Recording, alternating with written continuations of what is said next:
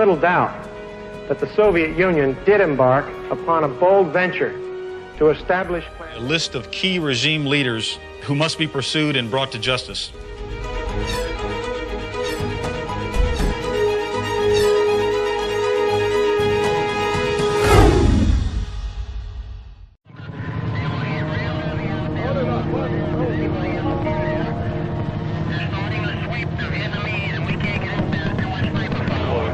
In 1975, the Vietnam War was coming to an end.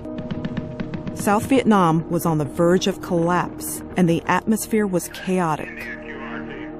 People feared for their lives and for the lives of their children. This resulted in many families deciding to give their children up for adoption, hoping this would provide them an opportunity for a better life. In a race against time, President Ford initiated a humanitarian effort called Operation Babylift.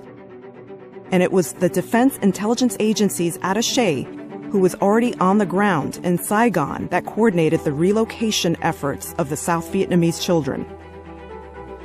The first flight of Operation Babylift left Saigon on April 4th, 1975.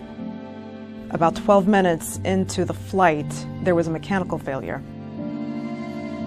Tragically, 138 people perished in the crash. 78 of those were children. 35 were women from the Defense Attaché Office. 5 of those women were DIA employees there to serve as caregivers and escorts for the children. We remember and honor those women on our Patriots Memorial.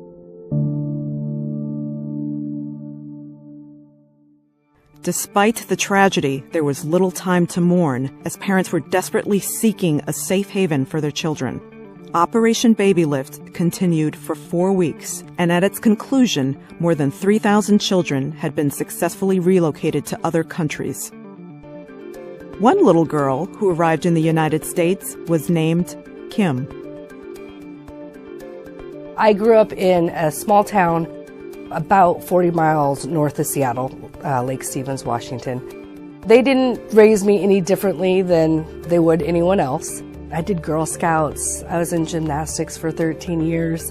In school, she was the cheerleader. In college, she was the newspaper editor. She was totally involved with everything. The rest of us had good lives, but Kim had an extraordinary life.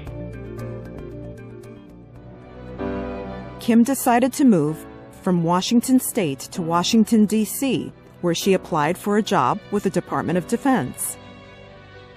Unknowingly, it was for a position at the very agency that brought her to the United States back in 1975. When I came here, it was Paul that gave us a tour of the museum, and he took us around to the Patriots Memorial. President Gerald Ford, U.S. President, authorized what's called Operation Babylift. And I was like, wait, I was a part of that. DIA's leadership and sacrifice during a major humanitarian effort is just another example of our impact around the world. Every time I walk by the Patriots Memorial, I do take a minute to just look at their names and just think about them so that they keep living on in someone's memory.